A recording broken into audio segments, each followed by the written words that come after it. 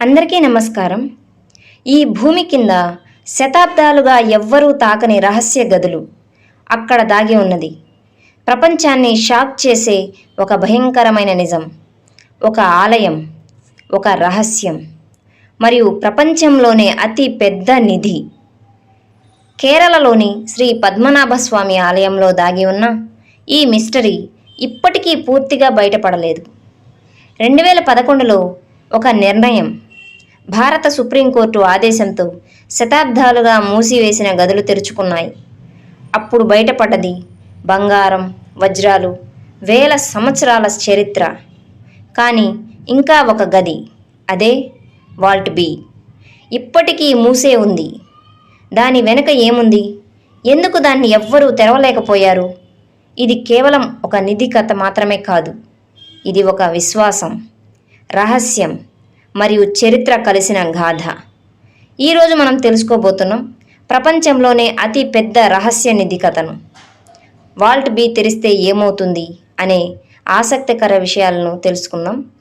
ఈ విషయాల గురించి తెలుసుకునే ముందు ఫస్ట్ టైం ఎవరైనా మన ఛానల్ను చూస్తున్నట్లయితే వెంటనే మన ఛానల్ను లైక్ చేసి సబ్స్క్రైబ్ చేసుకోండి. ఇక ఆలస్యం చేయకుండా వీడియో స్టార్ట్ చేద్దాం. భారతదేశంలోని కేరళ రాష్ట్ర రాజధాని అయిన తిరువనంతపురంలో ఉన్న ఒక హిందూ దేవాలయమే శ్రీ అనంత పద్మనాభ స్వామి ఆలయం. అనంత పద్మనాభుడు అంటే నాభియందు పద్మమును కలిగి అంతం లేని వాడని అర్థం. ఈ అనంత పద్మనాభ స్వామి దేవాలయం శ్రీ మహావిష్ణువుకు అంకితమైన ఆలయం. ఈ ఆలయ నిర్వహణ ప్రస్తుతం ట్రావెన్కోర్ రాజకుటుంబానికి చెందిన ధర్మకర్తల ఆధ్వర్యంలో సాగుతుంది. ఈ తిరువనంతపురం అనే నగరం పేరు తమిళంలో, మలయాళంలో ది సిటీ ఆఫ్ లార్డ్ అనంత అంటే అనంత విష్ణు రూపం అనే పేరుతో పిలువబడుతుంది. ఈ ఆలయం చేర శైలి, ద్రవిడ నిర్మాణ శైలి రెండింటి క్లిష్టమైన కలయికతో నిర్మించబడింది. ఇందులో ఎత్తైన గోడలు, 16వ శతాబ్దపు గోపురము ఉన్నాయి. కొన్ని సాంప్రదాయాల ప్రకారం కేరళలోని కాసరగోడ్ జిల్లాకు చెందిన కుంబ్లాలోని అనంతపుర సరస్సు దేవాలయం దైవం యొక్క అస్సలు ఆధ్యాత్మిక స్థానంగా పరిగణించబడుతుంది, అంటే మూల స్థానంగా చెప్పుకోబడుతుంది. వాస్తు ప్రకారంగా కొంతవరకు ఈ ఆలయం తమిళనాడు రాష్ట్రంకు, మరికొంత భాగం కన్యాకుమారి జిల్లా తిరువత్తూరులోని ఆదికేశవ పెరుమాళ్ ఆలయానికి ప్రతిరూపంగా ఉంది. ప్రధాన దైవం పద్మనాభస్వామి అనంత శయన భంగిమలో అనంతమైన పాము ఆదిశేషునిపై శాశ్వతమైన యోగ నిద్రలో కొలువై ఉన్నాడు. పద్మనాభస్వామి ముఖ్యంగా ట్రావెన్కోర్ రాజకుటుంబానికి చెందిన దైవం. ట్రావెన్కోర్ మహారాజు తిరునాల్ రామవర్మ ఈ ఆలయానికి ప్రస్తుత ధర్మకర్త. ట్రావెన్కోర్ రాజకుటుంబం చేర వంశానికి చెందినవారు. అలాగే కులశేఖర సన్యాసి ఆల్వార్ సంతతి వారు. ఈ ఆలయం శ్రీ మహావిష్ణువు 108 దివ్య దేశములలో ఒకటి. 108 దివ్య దేశములు అంటే శ్రీ మహావిష్ణువు ఆలయాలు ఉన్న దివ్యక్షేత్రాలు అని అర్థం. ఇది శ్రీమద్ భాగవతంలో బలరాముడు తన తీర్థయాత్రలో భాగంగా పాల్గుణం అనే ఈ దేవాలయాన్ని దర్శించినట్లు, ఇక్కడ ఉన్న పంచ సరస్సులలో స్నానం చేసినట్లు, అలాగే 10,000 ఆవులను బ్రాహ్మణులకు దానం చేసినట్లు తెలుస్తుంది. తమిళ ఆల్వారులు రచించిన దివ్య ప్రబంధంలో కూడా ఈ ఆలయం గురించి చెప్పబడింది. ఈ ఆలయ గోపుర నిర్మాణం ఎంతో సుందరంగా జరిగింది. ఈ ఆలయం ప్రసిద్ధ తిరువట్రార్ శ్రీ ఆదికేశవ పెరుమాళ్ ఆలయానికి ప్రతిరూపంగా ఉంది. ఈ ఆలయం కారణంగా కేరళ రాజధాని నగరానికి తిరువనంతపురం అనే పేరు కూడా వచ్చింది. తిరు అనంతపురం అంటే దేవుడైన శ్రీ అనంత పద్మనాభుని పవిత్ర ఆలయం అని అర్థం. ఈ నగరానికి అనంతపురం, శయనంతపురం అనే మరికొన్ని పేర్లు కూడా ఉన్నాయి. ఆనందం అంటే పద్మనాభ స్వరూపమే. హిందూ ధర్మం భగవంతుడి రూపం సచ్చిదానందం అని చెప్తుంది. అనంత పద్మనాభుని ఆలయం అత్యంత పురాతనమైనది. ఈ ఆలయం పేరునే తిరువనంతపురానికి ఆ పేరు వచ్చిందని ఇప్పుడు మనం తెలుసుకున్నాం కదా. ఒకప్పుడు దీన్ని ఎట్టువీటిల్ పిల్లమార్ అనే నాయనార్ కుటుంబాలు నిర్వహించేవారు. కాలగమనంలో ఈ ఆలయం ట్రావెన్కోర్ సంస్థాన సంస్థాపకుడైన మార్తాండవర్మ చేతిలోకి వచ్చింది. వారు తమ పద్మనాభదాసులుగా ప్రకటించుకొని ఆలయంలోని శంఖాన్నే తమ రాజ్యానికి గుర్తుగా పెట్టుకున్నారు. ప్రస్తుతమున్న గోపురాన్ని 1568లో నిర్మించారు. ఆలయంలో మూల విరాటుని 1208లో సాలగ్రామాలతో తయారు చేశారు. ఈ భారీ విగ్రహాన్ని చూడటానికి 3 ద్వారాల గుండా చూడాలి. ఆదిశేషునిపై పవలించినట్లున్న ఈ విగ్రహాన్ని మొదటి ద్వారం గుండా తిలకిస్తే తలభాగం, మధ్య ద్వారం గుండా చూస్తే బొడ్డు, అందులో పుట్టిన తామర పువ్వు, మూడో ద్వారం ద్వారా చూస్తే పాదభాగం కనిపిస్తాయి. ఈ దేవాలయం గర్భగుడిలో ప్రధాన దైవమైన పద్మనాభ స్వామివారు అనంత శయనం భంగిమలో, అంటే అనంత శేషుడి తల్పం మీద యోగనిద్రలో ఉన్నట్లుగా కనిపిస్తాడు. ట్రావెన్కోర్ మహారాజా తనకు తానుగా పద్మనాభ దాసుడినని నామకరణం చేసుకున్నారు. ముఖద్వారం వద్ద హిందూ ధర్మం మీద విశ్వాసం ఉన్నవారికి మాత్రమే ప్రవేశం అన్న ప్రకటన ఉంటుంది. భక్తులకు లోపల ప్రవేశించడానికి ప్రత్యేకమైన వస్త్రధారణ చేయాలన్న నియమం కూడా ఉంది. అదేవిధంగా ఈ ఆలయం యొక్క స్థల పురాణం గురించి కూడా ఇప్పుడు మనం తెలుసుకుందాం. తాళపత్ర గ్రంథాల ఆధారంగా కలియుగం ఆరంభమైన 950వ సంవత్సరంలో తులువంశ బ్రాహ్మణ ఋషి దివాకర ముని సారథ్యంలో విగ్రహ ప్రతిష్ఠ, ఆలయ నిర్మాణం జరిగినట్లు తెలుస్తుంది. విష్ణు భక్తుడైన దివాకర ముని తపస్సు ఆచరించగా శ్రీ మహావిష్ణువు 2 సంవత్సరాల బాలుని రూపంలో ప్రత్యక్షమయ్యారు. ఆ బాలుని ముఖ వచ్చస్సుకి తన్మయుడైన ముని తన వద్ద ఉండిపోవాలని కోరాడు. అందుకు ఆ బాలుడు అంగీకరించి తనను వాత్సల్యంతో చూడాలని, అలా జరగని నాడు స్వామివారు వెళ్ళిపోగలనని ఆంక్ష విధించారు. అందుకు అంగీకరించిన ముని ఆ బాలుణ్ణి అమితమైన వాత్సల్యంతో చూస్తూ బాల్యపు చేష్టలను ఓర్చుకుంటూ ఆనందంతో జీవిస్తున్నారు. ఒకరోజు దివాకరముని పూజా సమయంలో సాలగ్రామాన్ని ఆ బాలుడు నోటిలో ఉంచుకొని పరిగెత్తాడు. అందుకు ముని బాలునిపై ఆగ్రహం వ్యక్తం చేశారు. తనకు ఇచ్చిన మాటను ముని తప్పాడని భావించి ఆ బాలుడు నన్ను చూడాలనిపిస్తే అరణ్యంలో కనిపిస్తానని చెప్పి అదృశ్యమైపోయాడు.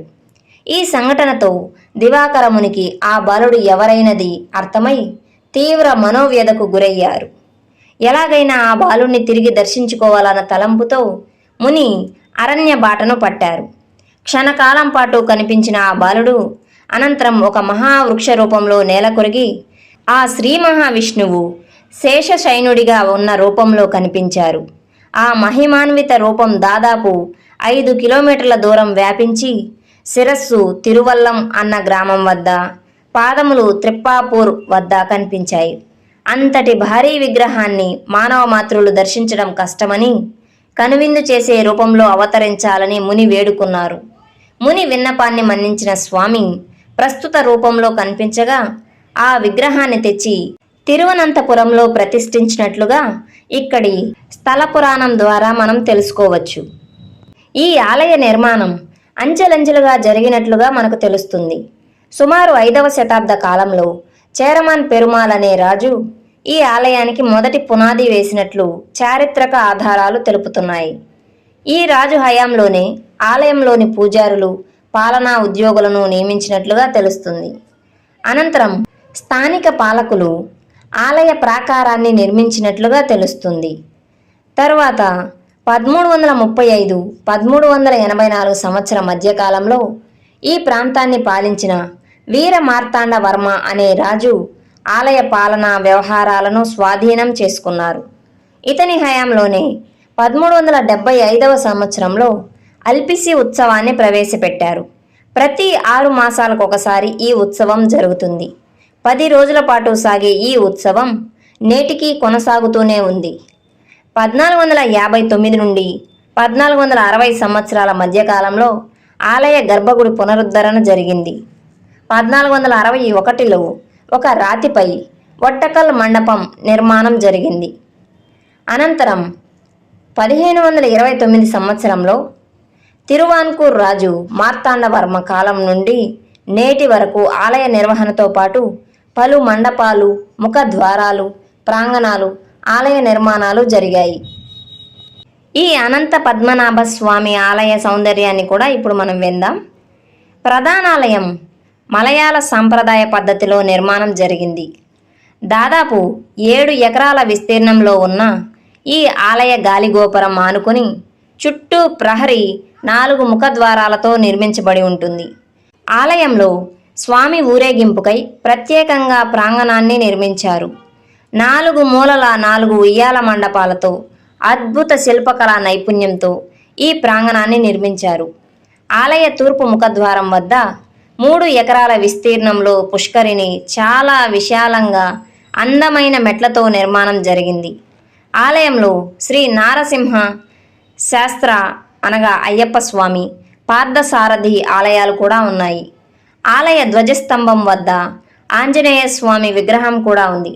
ప్రధానంగా ఇక్కడ జరిగే ఉత్సవాలు ప్రతి సంవత్సరం 6 మాసాలకు ఒకసారి తులామాసం అంటే సెప్టెంబర్ అక్టోబర్లో, పాల్గొన మాసం అంటే మార్చి ఏప్రిల్లో అల్పిసి ఉత్సవాలు జరుగుతాయి. తులామాసంలో జరిగే ఉత్సవాలలో ఆరాట్టు అనే పేరుతో జరిగే ఊరేగింపు ప్రధానంగా చెప్పుకోదగింది.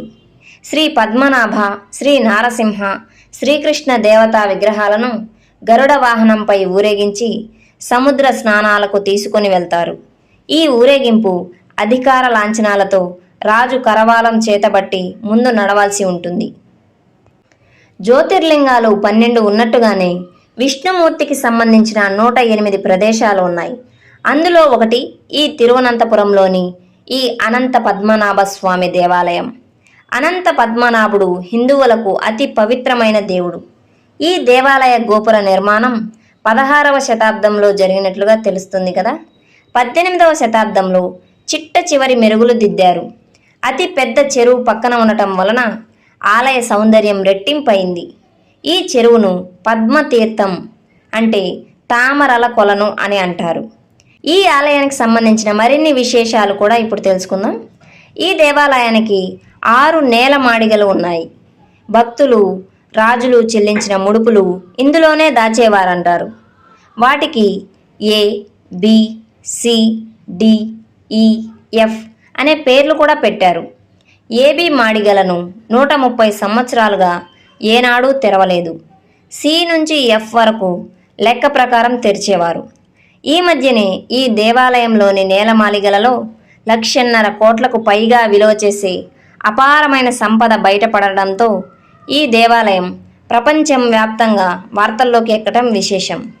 పద్మనాభ స్వామి కొలువై ఉన్న దివ్యక్షేత్రం. ఇక్కడికి కేవలం హిందువులను మాత్రమే అనుమతిస్తారు. మగవాళ్ళు పంచెలు మాత్రమే ధరించి లోపలికి వెళ్ళాలి. ఆడవారు కూడా ఎటువంటి అధునాతన దుస్తులు ధరించరాదు. అందరూ సాంప్రదాయ వస్త్రాలలోనే ప్రవేశించాలి. ఈ మధ్యనే ఈ దేవాలయంలోని నేలమాళిగలలో 1,50,000 కోట్లకు పైగా విలువ చేసే అపార సంపద బయటపడడంతో ఈ దేవాలయం ప్రపంచవ్యాప్తంగా వార్తల్లోకి ఎక్కింది. తిరువనంతపురం కరమన నది, కిల్లీ నది తీరాలలో ఉంది. ఇది కేరళ రాష్ట్ర ముఖ్య పట్టణం. అనంత పద్మనాభుడి అనంత సంపద గురించి కూడా ఇప్పుడు మనం విందాం.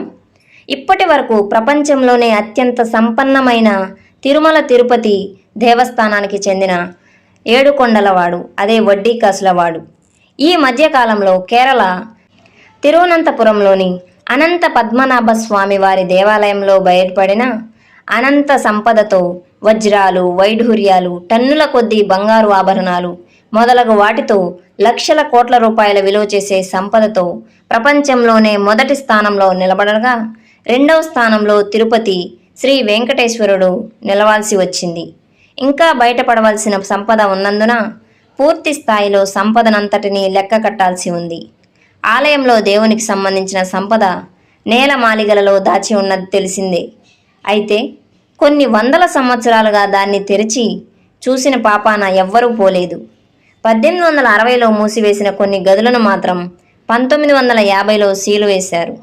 స్వాతంత్ర్యానంతరం స్థానిక ఆలయాలన్నింటినీ ట్రావెన్కోర్ దేవస్థానం బోర్డులో విలీనం చేసిన ఈ ఆలయాన్ని మాత్రం రాజకుటుంబీకులే తమ పర్యవేక్షణ కిందనే ఉంచుకున్నారు. ఈ కుటుంబానికి చెందిన చివరి రాజు వితిర్ తిరునాల్ బలరామవర్మను అప్పటి ప్రభుత్వం రాజప్రముఖగా ప్రకటించింది. ఆ రాజకుటుంబీకులే ఈ ఆలయ నిర్వహణ ట్రస్టీలుగా కొనసాగుతున్నారు. ఈ ఆలయ సంపద నిర్వహణలో అస్తవ్యస్తంగా ఉందని, దాన్ని గాడిలో పెట్టాలని టిపి సుందరరాజన్ అనే న్యాయవాది సుప్రీంకోర్టులో దావా వేయగా సుప్రీంకోర్టు ఒక కమిటీని వేసి ఆ సంపదను లెక్కించాలని ఆదేశించింది. ఆ విధంగా ఆ నేలమాళిగలలోని అనంత సంపదలు వెలుగు చూశాయి. ఇప్పటి వరకు 5 నేలమాళిగలలోని సంపదను మాత్రమే లెక్కించారు. అందులోనే అనంతమైన సంపద బయటపడింది. ఇంకా 6వ గది తెరవాల్సి ఉంది. దాని నిర్మాణ రీత్యా అది చాలా పెద్దది. అందులోనే ఇంకా ఎక్కువ సంపద దాచి ఉందని తెలుస్తుంది. ఇప్పటి వరకే బయటపడిన సంపదతో దేశంలో అత్యంత సంపన్న క్షేత్రంగా ఈ ఆలయం రికార్డులోకి ఎక్కింది. ఇప్పటి వరకు బయటపడిన సంపదలో బంగారం, వజ్రాభరణాలు, బంగారు దేవతా ప్రతిమలు, కిరీటాలు, పచ్చరాళ్ళు పొదిగిన నగలు, బస్తాల కొద్దీ బంగారు, వెండి నాణేలు, దాదాపు 2000 రకాల కంఠాభరణాలు, గొలుసులు బయటపడ్డాయి. 16వ శతాబ్దం నాటి శ్రీకృష్ణదేవరాయల కాలం నాటి నాణేలు, ఈస్ట్ ఇండియా కాలం నాటి నాణేలు, నెపోలియన్ బోనపార్టే కాలం నాటివి బస్తాల్లో లభ్యమయ్యాయి. అంతేకాక చిత్ర విచిత్రమైన వస్తువులెన్నో ఉన్నాయి.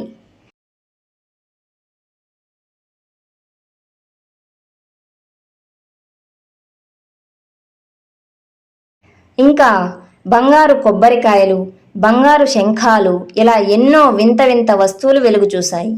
ఇంత సంపద బయటపడినా ఇంకా అతిపెద్దది, అతి ముఖ్యమైన 6వ గది తెరవాల్సి ఉంది. ఈ ఆస్తులు అన్నీ పద్మనాభ స్వామికి చెందినవి. చాలా కాలం పాటు ట్రావెన్కోర్ రాజకుటుంబం నేతృత్వంలోని ట్రస్ట్ నియంత్రణలో ఉన్నాయి. అయితే ప్రస్తుతం ఆలయ నిర్వహణకు నాయకత్వం వహించే బాధ్యత నుండి ట్రావెన్కోర్ రాజకుటుంబాన్ని భారత అత్యున్నత న్యాయస్థానం తప్పించింది. పద్మనాభ స్వామి ఆలయాన్ని చూసే విధానాన్ని సుందరరాజన్ చేసిన వ్యాఖ్యలు మొత్తం ప్రపంచం దృష్టిని తిరువనంతపురం వైపుకే మరల్చాయి. శ్రీ పద్మనాభ స్వామి ఆలయంలోని రహస్యమైన అనేక గదులు బయటపడ్డాయి. 2011లో భారత సుప్రీంకోర్టు ఆదేశంతో ఆలయంలోని గదులు ఒక్కొక్కటిగా తెరుచుకున్నాయి. Vault A, C, D, E, F. అక్కడ బయటపడిన సంపదను చూసి ప్రపంచమే ఆశ్చర్యానికి గురైంది. బంగారం, వజ్రాలు, కిరీటాలు. కానీ ఒక గది మాత్రం ఇప్పటికీ మూసే ఉంది. అదే వాల్ట్ B. ఈ గది గురించి ఒక భయంకరమైన నమ్మకం ఉంది. దీన్ని బలవంతంగా తెరిస్తే అపశకునం జరుగుతుందని, వాల్ట్ B తలుపు సాధారణ తలుపు కాదని, ఇది ఒక బలమైన ఇనుప తలుపు, నాగబంధం కలిగిన గుర్తులు, తాళాలు కూడా లేని ఒక పురాతన గది అని గుర్తించారు. పాతకాలంలో దీన్ని మంత్రాలతో మూసివేశారని నమ్మకం. 2011లో అధికారులు ప్రయత్నించినా మొదటి గ్రిల్ తలుపు మాత్రమే తెరిచారు. దాని వెనుక చెక్క తలుపు కూడా ఉంది. కానీ వీరందరూ ఆ చెక్క తలుపు దగ్గరే ఆగిపోయారు. ఎంత ప్రయత్నించినా తలుపు కదల్లేదు. ఆ చెక్క తలుపును అప్పటి పండితులు ఆ గదిని ప్రపంచానికి దూరంగా ఉంచాలనే ఉద్దేశంతో ఆ చెక్క తలుపుపై నాగబంధనం వేసి తాళాలు లేకుండా సర్పాలను కాపలా ఉంచారని నానుడి. ఆ ద్వారం దగ్గర చెవి ఆంచి వింటే స్పష్టంగా సముద్రపు అలల ఘోష వినిపిస్తుందని, ఆ ద్వారం తెరుచుకున్నట్లయితే ప్రపంచం అంతమైపోతుందని ప్రజలందరి బలమైన విశ్వాసం. ఆ తరువాత జ్యోతిష్కులు వీరందరినీ హెచ్చరించారు. ఇది ఒక దేవతా రహస్యం, దీన్ని తెరిస్తే అనర్థం జరుగుతుంది. అష్టమంగళ దేవ ప్రశ్నం తర్వాత ఒక నిర్ణయం తీసుకున్నారు. భారత సుప్రీంకోర్టు వాల్ట్ Bని తెరవకూడదు అని తీర్పు ఇచ్చింది. అందుకే ఇప్పటికీ ఆ గది మూసే ఉంది. కానీ ఒక ప్రశ్న ఇంకా మిగిలే ఉంది. వాల్ట్ B తెరిస్తే ఏమవుతుంది? ఇంకా అందులో పెద్ద నిధి ఉందా? లేదా ప్రమాదకరమైన రహస్యం ఇంకేదైనా దాగి ఉందా? లేదా ఇది కేవలం మనిషి భయం మాత్రమేనా? కొన్ని రహస్యాలు తెరవకపోవడమే మంచిది. ఎందుకంటే అవి కేవలం తలుపులు మాత్రమే కాదు, అవి ఒక విశ్వాసం. వాల్ట్ B ఇప్పటికీ ఒక ప్రశ్నగానే మిగిలిపోయింది. మరి మీరేమనుకుంటున్నారు? ఆ తలుపుని తెరవాలా లేదా అలాగే ఉంచాలా? మీ అభిప్రాయాన్ని కామెంట్ రూపంలో మాతో షేర్ చేసుకోగలరు. ఇప్పటి వరకు వీడియోని చివరి వరకు చూసిన ప్రతి ఒక్కరికి ధన్యవాదాలు. ఈ వీడియోలోని సమాచారం విలువైనదిగా భావిస్తే మీరు వెంటనే ఈ వీడియోను లైక్ చేసి ఇలాంటి మరెన్నో వీడియోలను చేయడానికి మాకు ప్రోత్సాహంగా మన ఛానల్ను సబ్స్క్రైబ్ చేసుకోండి.